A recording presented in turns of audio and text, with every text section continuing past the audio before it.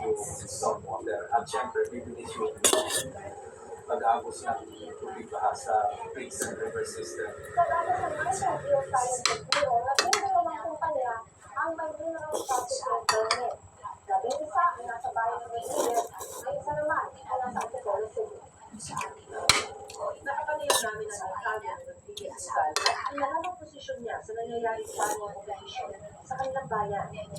Ako kasi, sa Montalban yun, siyempre gusto mo naman. Kaya, ako, on my part personally, ang dapat natin kalapangin dito ay dinasyonal.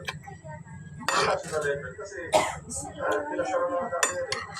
Pero ang nakikusap nila yung national na, dahil wala nang makukuha ng mga aggregates. Pag dito sa Montalban, kinukuha karamihan eh. Kaya, yung hirap talaga, no, we have to sacrifice something in favor of the other. Sinulatan din daw nila ang Department of Environment and Natural Resources, DENR, para ipagpigil ang lahat ng flood operations ng So recent na, during the Typhoon Karina, meron tayong request for the immediate stoppage of oil operations and other related activities, including transports. Hindi na magkaula. anak ang bonus flooding operations sa kanilang lugar. Katunayan, yung 2018, nagkaroon ng aksyon ng lokal na pamahalaan ng Pangulo sa DENR para ipagpigil ang pag-review sa permit ng isang mining company sa kanilang lugar. Nag-winning kasi ng lupa sa our portion. So, kung natin nagawa tayo yung mga perfect na o nagawa or may pakita na yun. Climate change, malakas yung sangkula sa karaniwang ulan sa isang season. So, may tendency na kami ng mga filtration funds. Umapaw. Sabi ng DENR, plano nilang ipatawa ang baka wala siya sa Ang sorry. baka napagalitan na naman siya ng Maraming salad po.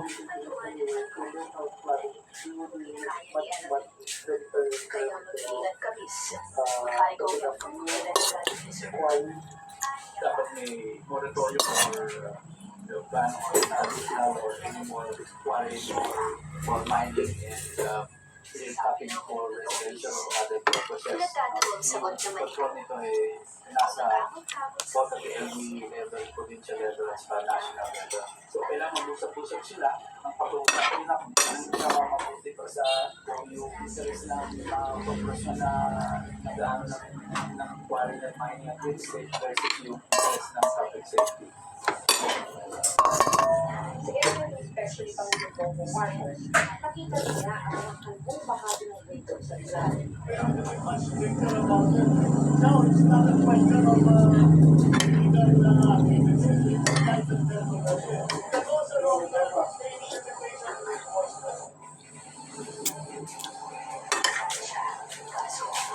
Ano ang hapon ng Sa pagpinang ganidor na tatalo ng tao, pagkahanap ni Annalise sa ganidor, ay pinindot niya na ito at naghintay ng bukas.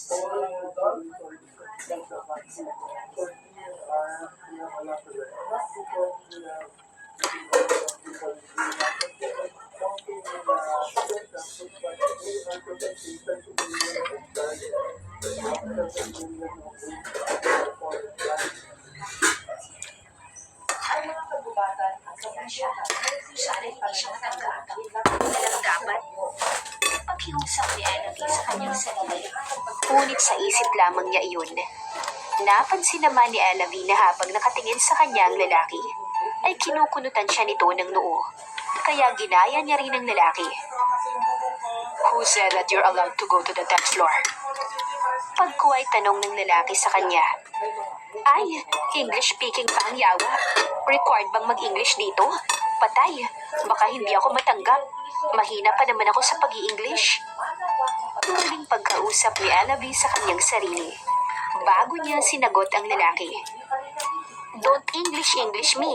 You're not a for ginger. Sabi niya rito. Pasimple namang natawa ang elevator girl dahil sa sinabi niyang iyon. Goodness gracious. What freaking for ginger is? Do you mean foreigner? Pinaguguluhan tanong ng lalaki. Ay, naiba na pala. Bakit hindi sa akin nasabing iba na pala ang tawag dun? Muling pagkausap ni Annalise sa kanyang sarili. Gawain niya talaga na kausapin ang sarili niya. Oo, foreigner nga. Tinitest lang kita kung talagang magaling ka sa English. In fairness, magaling ka naman. Palusot pa ng lalaki. So, who told you that you're allowed to go to the 10th floor? Balik ng lalaki sa tanong nito kanina. Kailangan bang may parent consent bago pumunta ron? Hindi ako na-inform eh. Napakamot ulit sa ulo si Elavie habang sinasabi niya iyon. Alam ko na, sasabihin ko na lang na